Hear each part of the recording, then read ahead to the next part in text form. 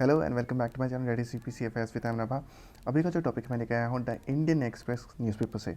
तो यहाँ पे क्या हुआ है, इंडिया ने successfully ballistic missile defence interceptor जो सिस्टम है ये सक्सेसफुली टेस्टफाई किया है। राइट, ये क्या होता है, ये लॉन्ग रेंज जो एनिमी का मिसाइल होगा इसको क्या करेगा, ये न्यूट्रलाइज करेगा। यानी कि फॉर एग्जांपल ये एनिमी का मिसाइल आ रहा है और इंडिया का जो इंटरसेप्टर है इसको अटैक करके यहाँ पे जाके ख़त्म कर देगा, ताकि ये जो है अपनी कंट्री में गिर ना सके या जो भी टारगेट एरिया है उसको असर ना कर सके। तो यहाँ पे जो हमारे डिफेंस मिनिस्टर है राजनाथ सिंह, उन्होंने बोला कि ये जो होगा ये यूनिक इंटरसेप्टर सिस्टम होगा जो कि कुछ ही देश के पास ही अभी है। तो उसको समझने से पहले मैं पूछूंगा एक सवाल। तो सवाल ये है, the idea of the directive principles of state policy in the Indian constitution has been taken from the constitution of, पहला option Ireland, second Canada, third South Africa और लास्ट ऑप्शन ऑस्ट्रेलिया। इसका जो आंसर आप सोच के रखिएगा, मैं दूंगा इसका आंसर वीडियो के लास्ट में। अभी स्टार्ट करते हैं एक्सप्लेनेशन। और एक्सप्लेनेशन के लिए मैंने सहारा लिया है वाजीराम एंड रवि का। यहाँ पे टॉपिक देकर रखा है बैलिस्टिक मिसाइल डिफेंस यानी कि BMD interceptor AD1 missile defence research and development organisation, जिसका एक्रोनियम है DRDO।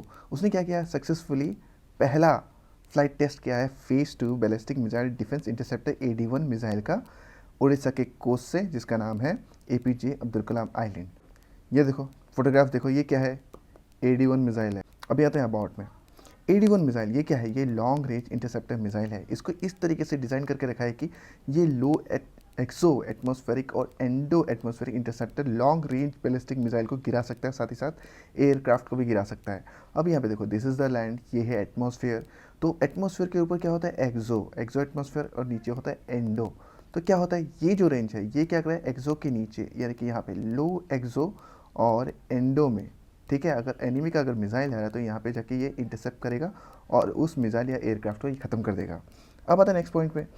इसमें लगा है 2 स्टेज सॉलिड मोटर, और साथ ही साथ इसमें जो भारतीय यानी कि हमारे देश का बनाया हुआ एडवांस कंट्रोलिंग सिस्टम है, साथ ही साथ नेविगेशन सिस्टम है और गाइडेंस एल्गोरिदम है, जो कि प्रिसाइसली हमारे जो मिसाइल है, इस मिसाइल को प्रिसाइसली गाइड करेगा कहाँ पे टारगेट पे अटैक करना है, वो भी पूरे हाई स्पीड में।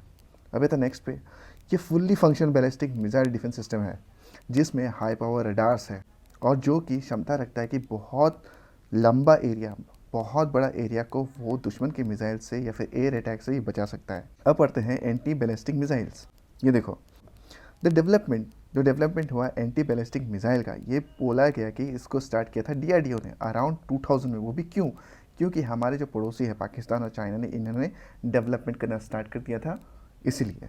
अब सेकंड पॉइंट पे आते हैं, जो फेज़ 1 था एंटी बैलिस्टिक मिसाइल का, ये कब कंप्लीट हुआ, ये कंप्लीट हुआ 2010 में, जिसमें एडवांस एयर डिफेंस सिस्टम बाहर निकल गया, साथ ही साथ एयर डिफेंस सिस्टम हमको मिला जो कि बेस था पृथ्वी मिसाइल में। इसका मतलब क्या, जो एडवांस जो एयर डिफेंस जो सिस्टम है और एयर डिफेंस जो सिस्टम है, इसमें पृथ्वी मिसाइल का इस्तेमाल किया गया।